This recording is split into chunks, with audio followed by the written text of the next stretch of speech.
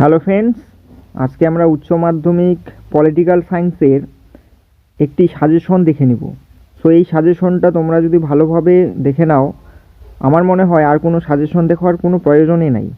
এই সাজেশনটাতে যে কয়েকটা কোশ্চেন রাখা হয়েছে, প্রতিটি কোশ্চেন অনেক উন্নত মানের, অনেক রিসার্চ করে এই সাজেশনটি তৈরি করা হয়েছে।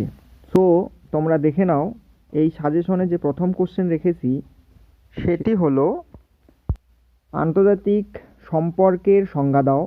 আন্তর্জাতিক সম্পর্ক ও আন্তর্জাতিক রাজনীতির পার্থক্য লেখো। তো মোস্ট ইম্পর্ট্যান্ট কোশ্চেন, খুব ভালোভাবে তোমরা তৈরি করে রাখো নোটটি, আসার চান্স প্রচুর পরিমাণে। এরপরের যে 2 নাম্বার কোশ্চেনটা রয়েছে সেটা একটু দেখো। বিশ্বায়ন কাকে বলে, বিশ্বায়নের প্রকৃতি ও ফলাফল আলোচনা করো। Most important question.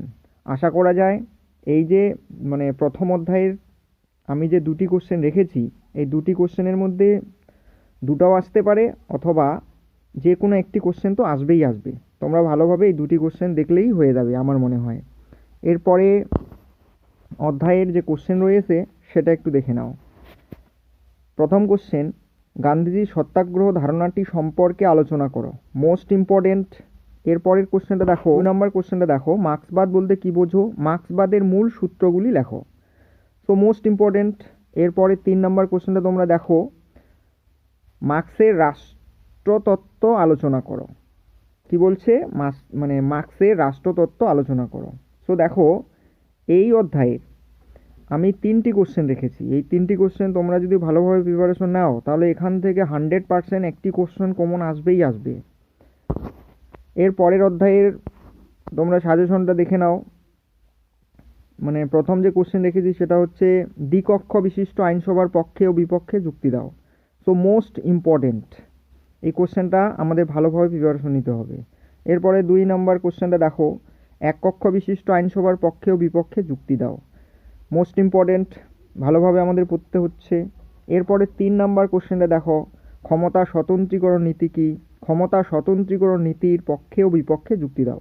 সো তোমরা দেখো, আমি এই অধ্যায় থেকে মাত্র 3টি কোশ্চেন রেখেছি। এই 3টি কোশ্চেন তোমরা যদি ভালোভাবে প্রিপারেশন নাও, এখান থেকে একটি কোশ্চেন কমন পাবেই পাবে, অথবা ভাগ্য যদি ভালো থাকে 3টি কোশ্চেন খুব ভালোভাবে পড়বে। এরপরের কোশ্চেন দেখো, এরপরের অধ্যায়ে যে কোশ্চেন রেখেছি সেই কোশ্চেনগুলো একটু দেখে নাও।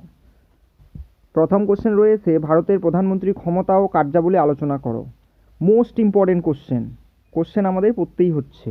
এরপরে 2 নাম্বার কোশ্চেন দেখো রেখেছি, সেটা হচ্ছে, ভারতীয় অঙ্গরাজ্যের রাজ্যপালের ক্ষমতা ও কার্যাবলী আলোচনা করো। সো ফ্রেন্ডস, এই 2টি কোশ্চেন রেখেছি এই অধ্যায় থেকে। এই 2টি কোশ্চেন যদি তোমরা ভালোভাবে পড়ো, তাহলে একটি কোশ্চেন কমন পাবে, অথবা 2টি কোশ্চেনই কমন পড়তে পারে।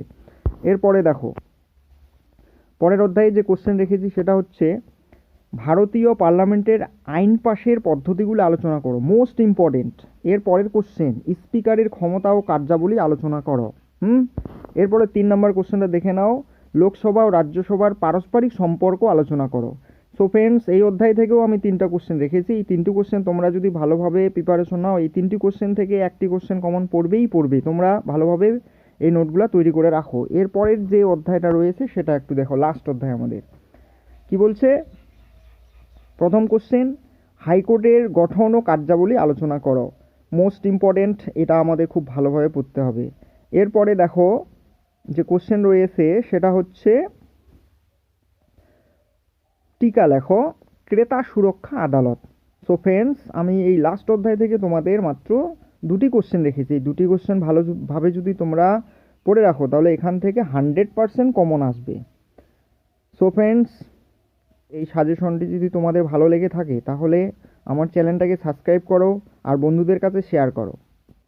নেক্সট সাজেশন ক্লাসে দেখা হচ্ছে তোমাদের সঙ্গে।